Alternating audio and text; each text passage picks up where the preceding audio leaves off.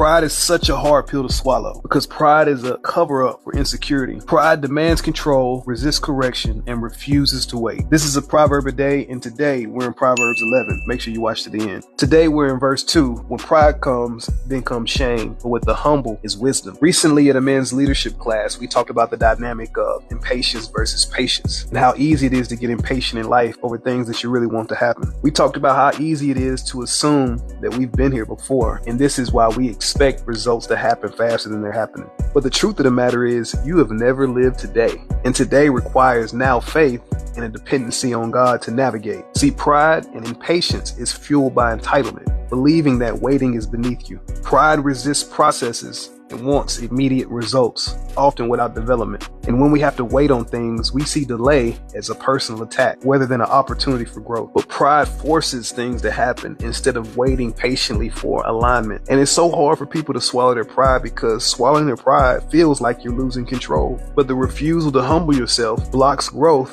because you won't acknowledge that you're weak in areas that you may be frail or that you need to learn more. So a prideful person will avoid accountability and responsibility, but pride will cause you to over leverage yourself, assuming that you know better than you actually do, which can lead to embarrassing situations, which can cause you to feel like a failure or feel rejected, and then ultimately produce shame or a disoriented view of your self-worth because of the embarrassment. The humble person will trust God's timing. Patience is trusting process rather than results. Humility accepts the waiting process, knowing that it produces wisdom, endurance, and maturity. And the humble don't rush. They rather seek to understand and move with wisdom and not impulse. And in the famous words of Frank Lucas in American Gangster, the loudest person in the room is the weakest person in the room. When pride comes, then comes shame, but with the humble, there's wisdom. Hey, if this hit home, let me hear about it in the comments. Make sure you like and share. And for more spiritual, mental, and emotional education revelation, make sure you follow Welcome to the Fight Club.